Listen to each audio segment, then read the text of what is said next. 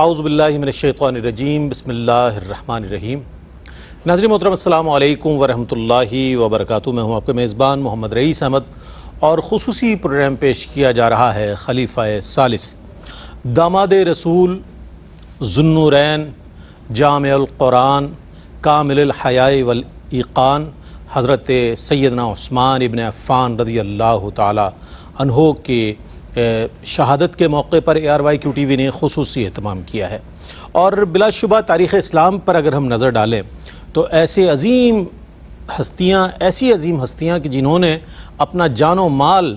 اللہ اور اس کے رسول صلی اللہ علیہ وآلہ وسلم کے حکم پر قربان کیا، اور تاریخ میں آج بھی ان کا نام سنہری حروف سے لکھا ہوا ہے، اور تا صبح قیامت ان کا نام نامی اسم گرامی جو ہے وہ اسی طرح اس کو دہرایا جاتا رہے گا، ان کی خدمات کو۔ اور حضرت سیدنا عثمان غنی رضی اللہ تعالیٰ عنہ کی تو کیا بات ہے، سرکار علیہ السلام کے جتنے بھی صحابہ اکرام رضوان اللہ تعالیٰ علیہ مجمعین ہیں، سب کی اپنی اپنی ایسی خصوصیات ہیں کہ ہر فرد فرید نظر آتا ہے، یعنی کہ ہر صحابی کو دیکھیں تو ایک خوبی نظر آتی ہے، لیکن بطور خاص خلفائے راشدین المہدیین رضوان اللہ تعالیٰ علیہ مجمعین کی طرف اگر ہم نظر کرتے ہیں تو معلوم یہ ہوتا ہے کہ سرکار علیہ السلام کی نظر خاص میں رہے ہوئے یہ لوگ ہیں کہ جن کے اگر ہم ابتدائے اسلام سے لے کر اور آپ کی شہادت اگر نظر ڈالیں تو معلوم یہ ہوتا ہے کہ ایک انتہائی عظیم ترین ہستی ہے۔ تو ان کے حوالے سے آپ نے ابتدائی پروگرام سے لے کر اب تک یہ بات یقیناً ان کے حوالے سے جانی ہوگی کہ آپ کا آبائی پس منظر کیا تھا، قبول اسلام کا کیا معاملہ رہا۔ آج ہم بات کریں گے کہ عہد سیدنا صدیق اکبر رضی اللہ تعالیٰ عنہ اور حضرت عمر فاروق رضی اللہ تعالیٰ عنہ کے عہد مبارک میں آپ کے پاس کیا مناسب تھے، کیا فرائض منصبی تھے آپ کے، پھر اس کے بعد ہم آج انشاءاللہ آپ کے عہد خلافت پر بھی بات کریں گے، اور اس حوالے سے بات کرنے کے لیے ممتاز و معروف عالم دین علامہ مفتی خرم اقبال رحمانی صاحب تشریف فرمائے۔ السلام علیکم ورحمۃ اللہ وبرکاتہ۔ وعلیکم السلام ورحمۃ اللہ وبرکاتہ۔ اور یہ دو شناخواں برادران جنہیں آپ عرصہ دراز سے سن رہے ہیں، پسند کرتے ہیں، خوش آواز ہیں، خوش اخلاق اور باادب شناخواں جناب انور ابراہیم اور اشفاق ابراہیم تشریف فرمائے۔ السلام علیکم ورحمۃ اللہ وبرکاتہ۔ میں آپ سے گزارش کروں گا کہ اللہ رب العزت کی بارگاہ میں ہدیہ حمد سے آغاز فرمائیں، تو پھر اس عظیم ہستی کا ذکر کریں انشاءاللہ، ان کے فضائل و مناقب کا۔ اللہ جل جلالہ،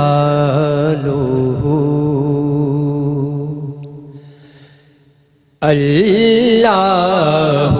جل جلالہ، تیری شان امن والو، تیری شان امن والو، اللہ جل جلالہ، اللہ جل جلالہ، تیرے نام پر اے میرے خدا میرا دل فدا، میری جان فدا، میری روح کی ہے یہی غذا، تیرا نام لب پہ رہے صدا، تیرا نام لب پہ رہے صدا، وہ تیری رضا میری آرزو، ہو تیری رضا میری آرزو، اللہ جل جلالہ، اللہ جل جلالہ، اور میں گناہ گار ہوں اے خدا،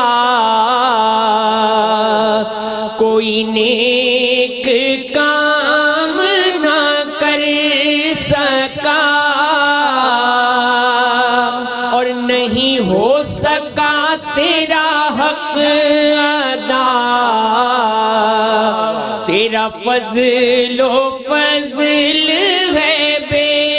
بہا، تیرا فضل و فضل ہے بے بہا۔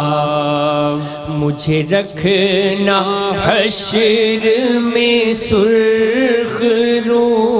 مجھے رکھنا حشر میں سرخ رو، اللہ جل جلالہ، اللہ جل جلالہ۔ اور جو حساب روزے حساب ہو تو میرے دائیں ہاتھ کتاب ہو، اور میرے لب پہ نعت جناب ہو، نہ سوال ہو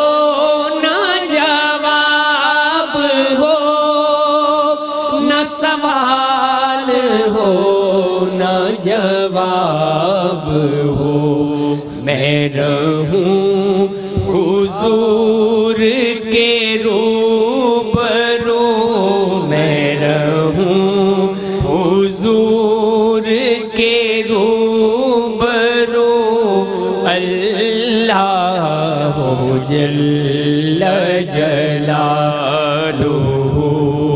اللہ جل جلالہ۔ تیری شان امن والو، اللہ جل جلالہ، اللہ جل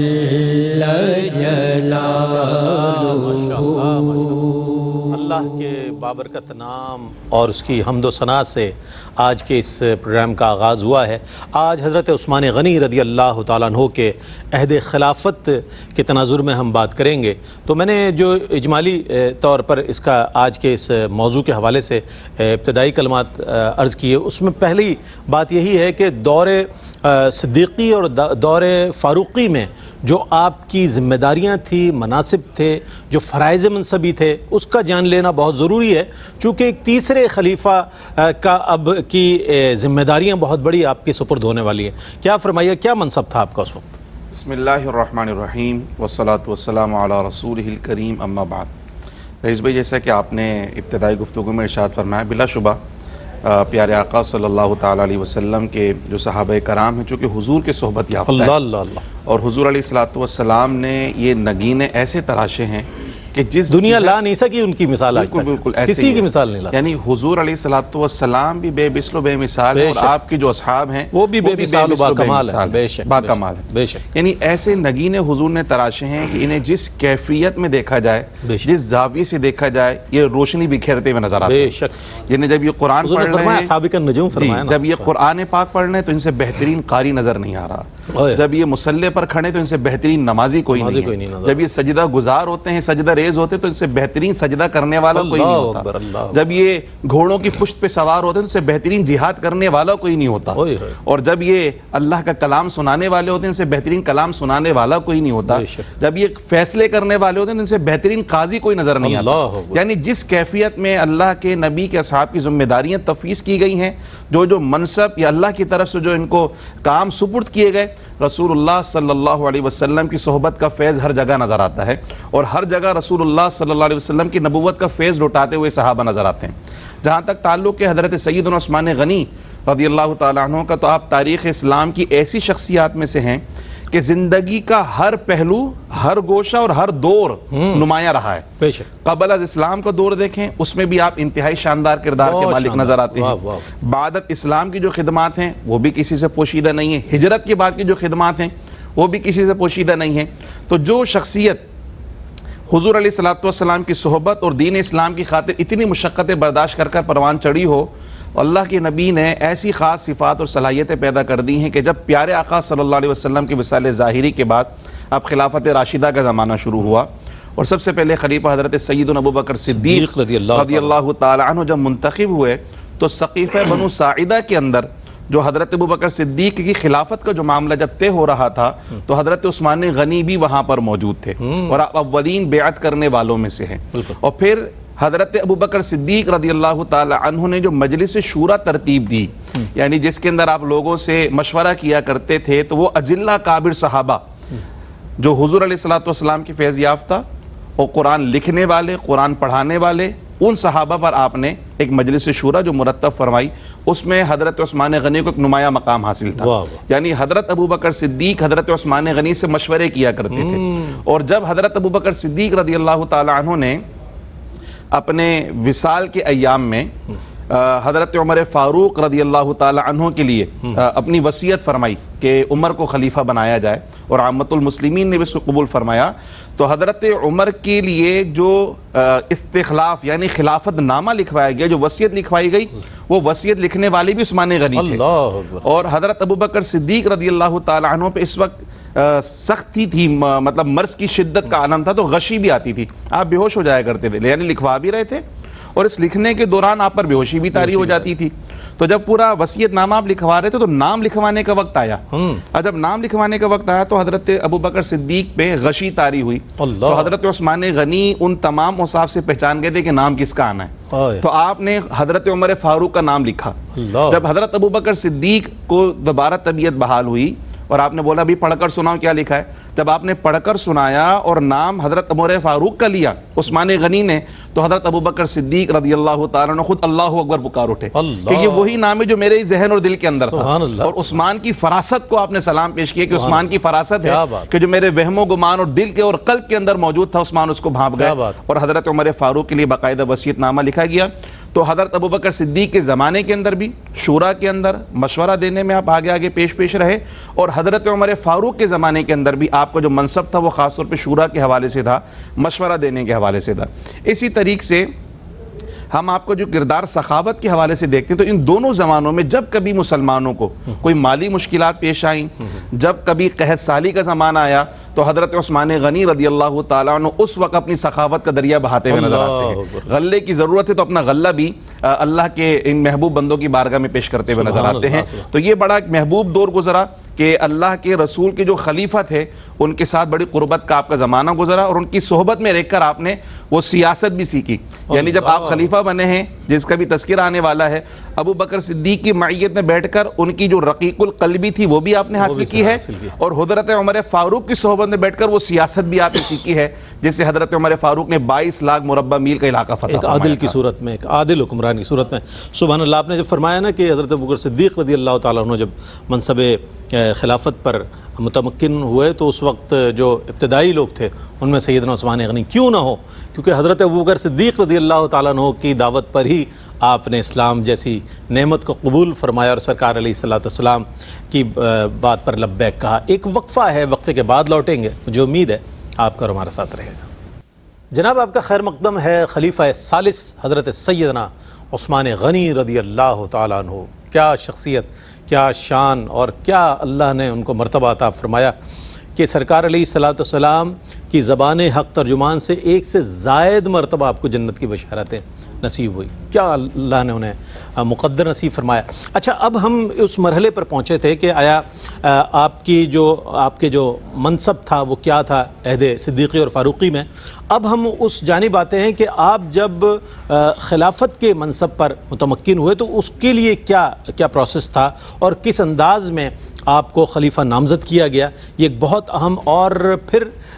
خلفائے راشدین المہدیین رضوان اللہ تعالیٰ علیہم اجمعین میں سب سے زیادہ جو عہد خلافت کا عرصہ ہے وہ حضرت سیدنا عثمان غنی رضی اللہ تعالیٰ عنہ کا ہی نظر آتا ہے. کم و بیش 12 سال یا 11.5 سال ایسا کچھ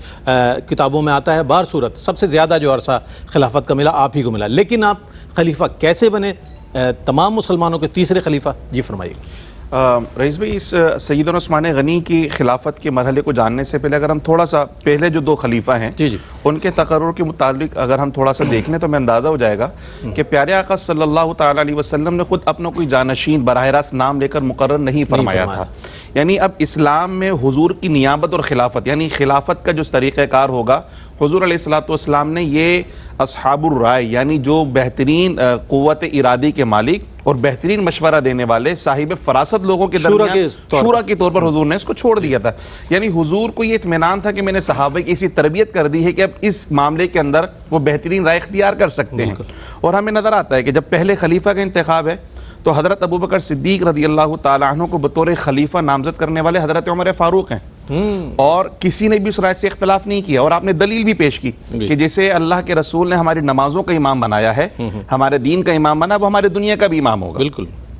پھر جب حضرت ابوبکر صدیق کی وصال کا زمانہ آیا تو آپ نے حضرت عمر فاروق رضی اللہ تعالیٰ عنہ کو نامزد فرمایا،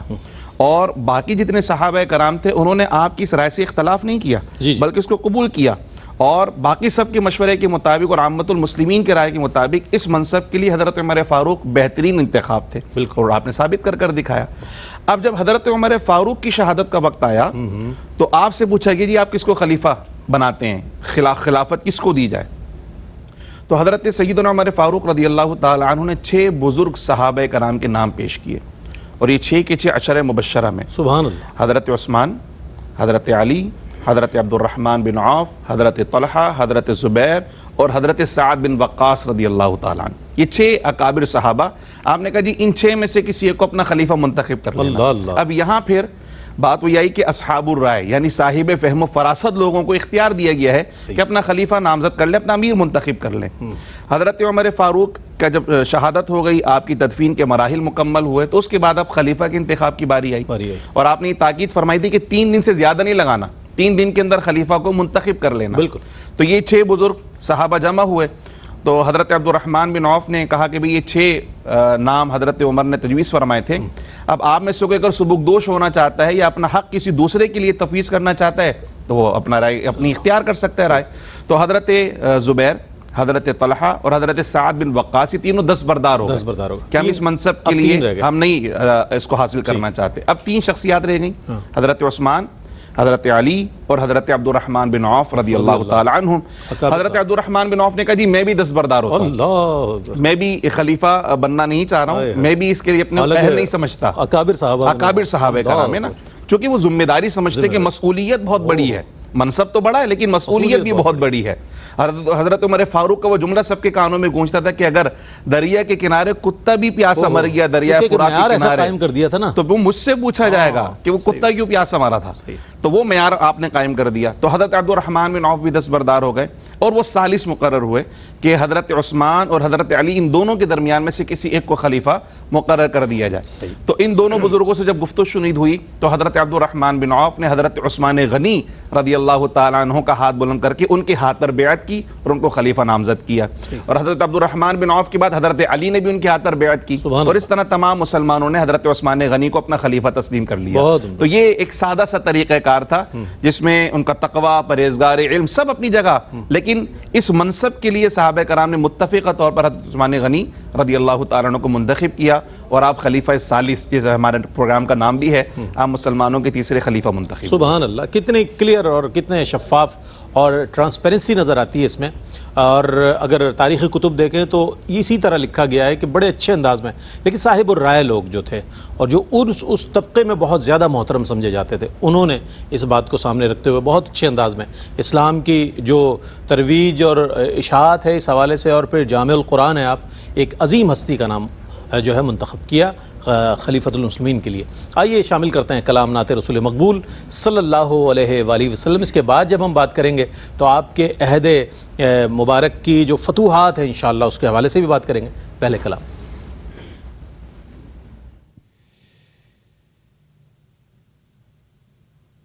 برا سب سے ہوں میں، اچھے نہیں گن،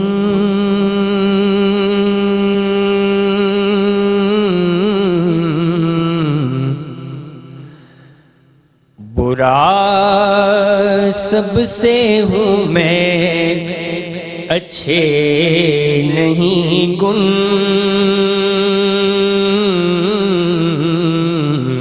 مگر رہتی ہے مجھ کو آپ کی دھن، تیرے قربان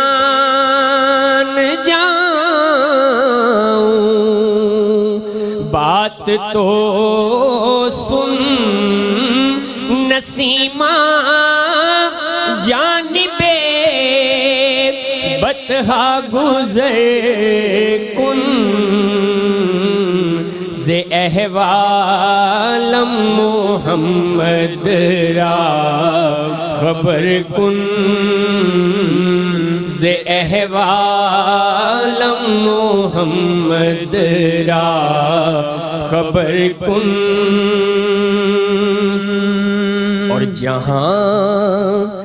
محبوب حق ہیں مہرباں جا، اور وہاں کی سرزمین ہے آسماں جا، اور نہ خالی ہاتھ تو ہرگز وہاں جا، ببری جان مشتاقم دراں جا، فدائے روضہ خیر البشر کن، فدائے روضہ خیر البشر کن، نسیمہ جانب بطحا گزر کن، اور تیرا ایوان عالم یا محمد ہے تجھ سے شان عالم یا محمد، اور تو ہی ہے جان عالم یا محمد، تو ہی سلطان عالم یا محمد، زروے لطف سوئے من نظر کن، زروے لطف سوئے من نظر کن، نسیمہ جانب بطحا گزر کن، اور اسے تاج رسول سے ہے محبت، ہے افسر طالب دیدار حضرت، میسر ہو زیارت پر زیارت، مشرف گرچہ شد جامی ز لطفش، خدایا ای کرم بارے دیگر کن، خدایا ای کرم بارے دیگر کن، نسیمہ جانب بطحا گزر کن، ز احوالم محمد را خبر کن۔ ناظرین، آپ کا خیر مقدم ہے، کیا مرتبہ ہے عثمان غنی کا، سبحان اللہ، جنت ہے صلہ الفت عثمان غنی کا، بات دراصل یہ ہے۔ اچھا، اب جناب ہم حضرت عثمان غنی رضی اللہ تعالیٰ عنہ کے جب عہد خلافت کی طرف نظر ڈالتے ہیں تو کسی بھی خلیفہ کے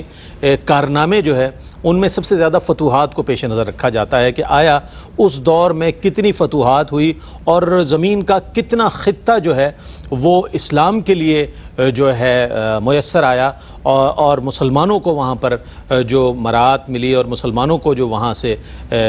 جو کیفیات ملی اس کے حوالے سے، تاکہ یہ بات آشکار ہو جائے کہ جتنے بھی خلفاء ہیں انہوں نے اپنے اپنے طور پر سب نے کوشش کی کہ اسلام کا دائرہ کار وسیع ہو، اور حضرت عثمان غنی رضی اللہ تعالیٰ عنہ کا دور یا اس سے پہلے کا دور عہد فاروقی میں دیکھیں تو اس میں بہت وسعت نظر آتی ہے، اس کو کنٹینیو کیا آپ نے، تو فتوحات کا کیا معاملہ تھا؟ میں چاہوں گا اس حوالے سے کچھ فرمائیے گا۔ بلا شبہ ایک تو اس میں سب سے پہلے ہمیں جہت نظر آتی ہے کہ پیارے آقا صلی اللہ تعالیٰ علیہ وسلم نے جو تربیت فرمائی اس میں جذبہ کار فرما تھا کہ اب دین اسلام کی جو نعمت ہے وہ صرف مکے اور مدینے والوں کے لیے، قرب و جوار کے علاقوں کے لیے نہیں، بلکہ اس نعمت نے تو پوری دنیا کے لیے، پوری دنیا میں پھیلنا ہے، اور پوری دنیا میں پھیلانے کی ذمہ داری کس کی ہے؟ اور رسول اللہ صلی اللہ علیہ وسلم کے غلاموں کی ہے، آپ کے امتیوں کی ہے۔ تو صحابہ کرام نے، خاص طور پہ خلفاء راشدین نے اس منصب کو بڑی ذمہ داری کے ساتھ نبھایا۔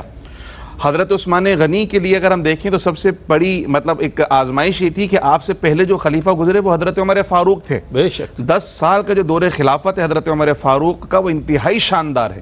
اور فتوحات کا عالم یہ تھا حضرت عمر فاروق کے زمانے میں کہ 22 لاکھ مربع میل وہ اسلام کی آغوش عاطفت میں آ چکا تھا، شرق غرب شمال جنوب سب جگہ یہ 22 لاکھ مربع میل حضرت عمر فاروق نے اسلام کے زیر سایہ وہ تھے اور آپ اس پہ حکمران تھے۔ حضرت عثمان غنی کو اگر دیکھیں تو سب سے بڑا چیلنج تو پہلے یہ تھا کہ 22 لاکھ مربع میل جو مفتوحہ علاقے ہیں ان کو واپس برقرار رکھنا، ان کا تحفظ ہے، وہاں شورش برپا نہ ہو، اس سے آگے بات وہاں بغاوتیں ہو رہی ہیں، وہاں شورش برپا ہو رہی ہے کہ جی اب تو عمر کا انتقال ہو گیا، اب تو کوئی پوچھنے والا نہیں ہے، تو ہم جناب اپنا علاقہ واپس چھین لیتے ہیں، اس طرح کی شورشیں اٹھ رہی ہیں۔ لیکن حضرت عثمان غنی کا سب سے بڑا کارنامہ یہ رہا کہ جتنے مفتوحہ علاقے تھے وہاں جتنی شورشیں برپا ہوئی آپ نے سب کو دبایا، اور واپس وہ مفتوحہ علاقے اسلام کے زیر سایہ ہی رہے۔ نہ صرف یہ بلکہ حضرت عثمان غنی کی فتوحات کا عالم یہ ہے کہ حضرت عمر 22 لاکھ مربع میل پہ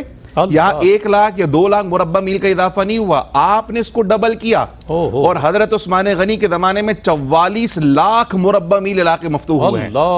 یعنی اسلامی سلطنت 44 لاکھ مربع میل کے اوپر تھی، اور کیفیت یہ تھی فتوحات کی کہ اب زمین ختم ہو گئی ہے جناب، شرق و غرب اور شمال جنوب، جیسے آپ نے کہا تو مغرب میں جو تھی، مغرب کی جانب جو علاقے فتح کرنے تھے وہ سارے کی ساری زمینی علاقے فتح ہو گئے تھے، اب آگے سمندر آ گیا ہے،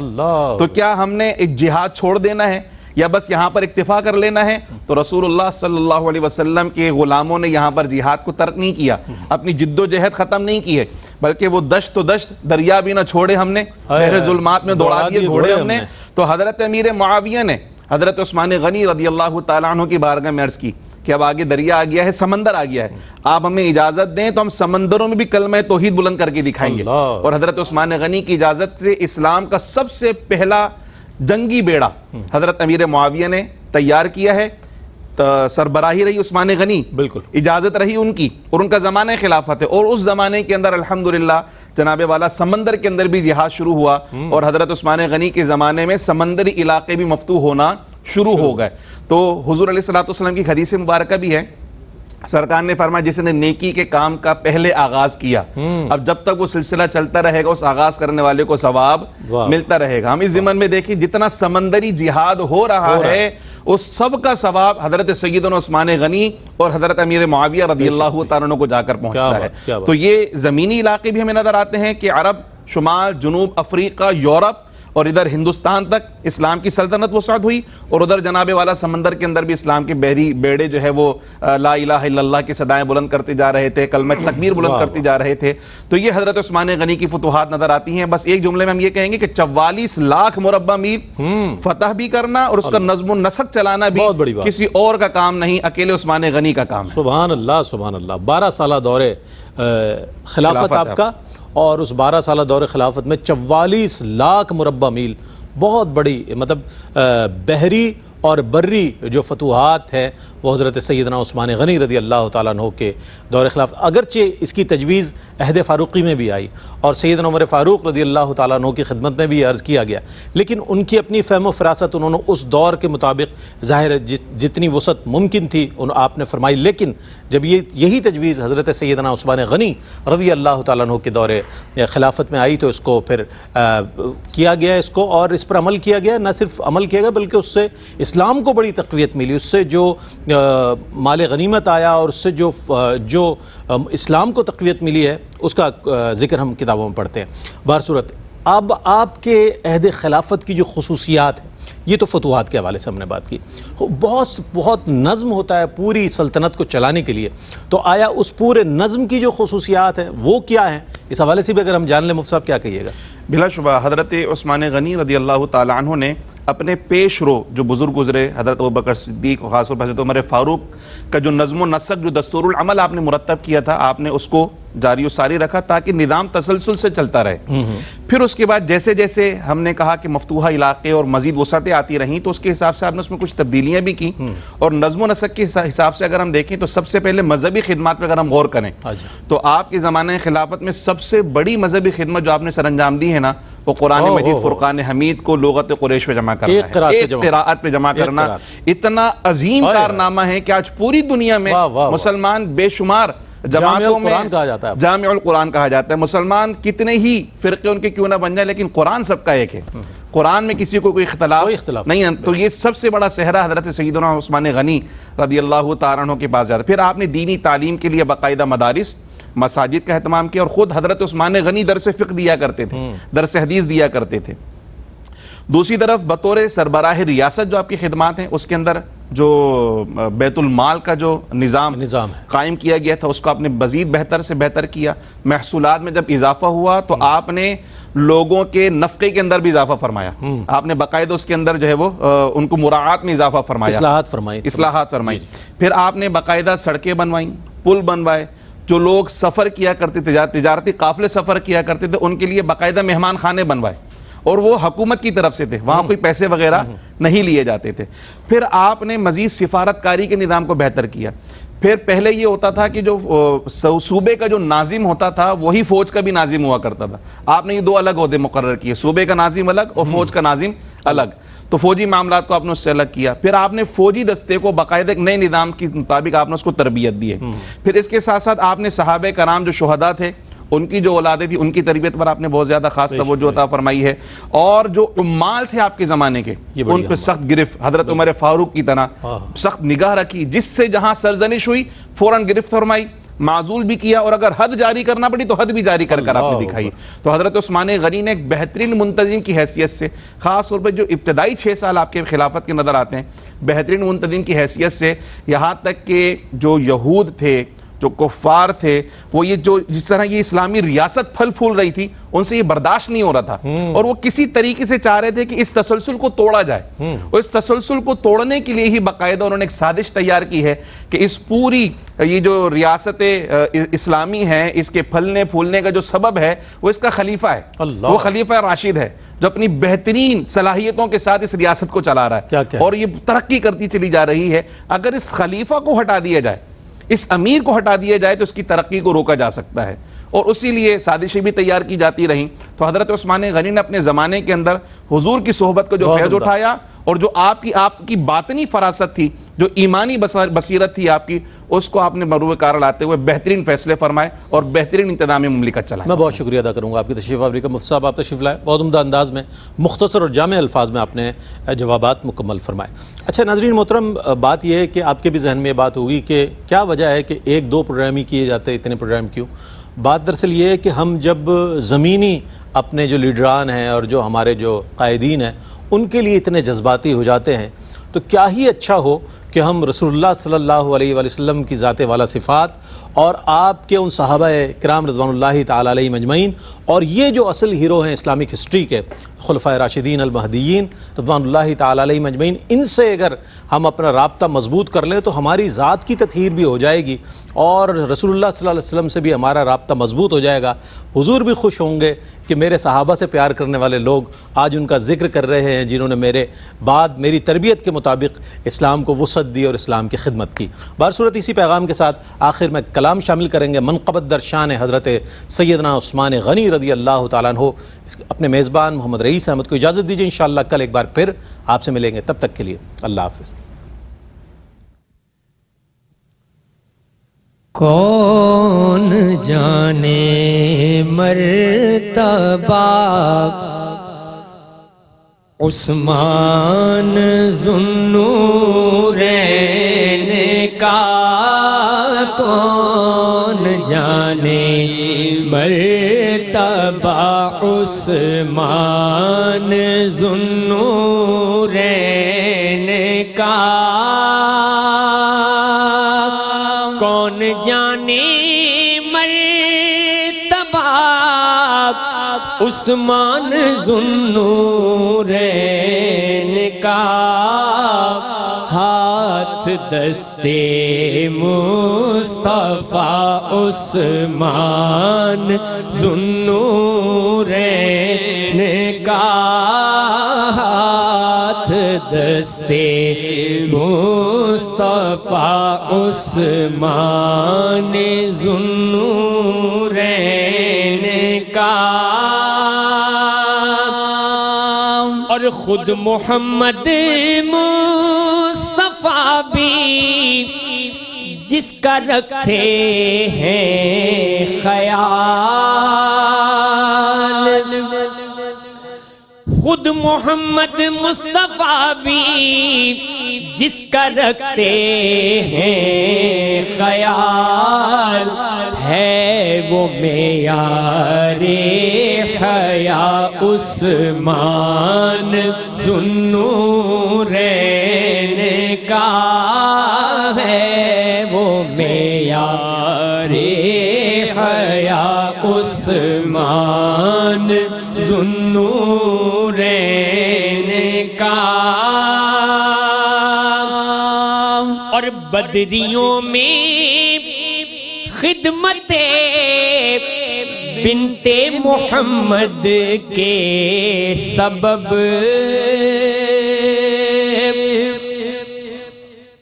بدریوں میں خدمت بنت محمد کے سبب، نام شامل ہو گیا عثمان ذوالنورین کا، نام شامل ہو گیا عثمان ذوالنورین کا، نام شامل ہو گیا عثمان ذوالنورین کا، اور پی لیا جام شہادت امن کو قائم رکھا، پی لیا جام شہادت امن کو قائم رکھا، دیکھیے تو حوصلہ عثمان ذوالنورین کا۔ ناظرین، اگر آپ ایسی ہی مزید ویڈیوز دیکھنا چاہتے ہیں تو ہمارا ARYQ-TV کا چینل سبسکرائب کیجئے اور بیل آئیکن کا بٹن دبانا نہ بھولیے تاکہ آپ سے کوئی پسندیدہ پروگرام مس نہ ہو جائے۔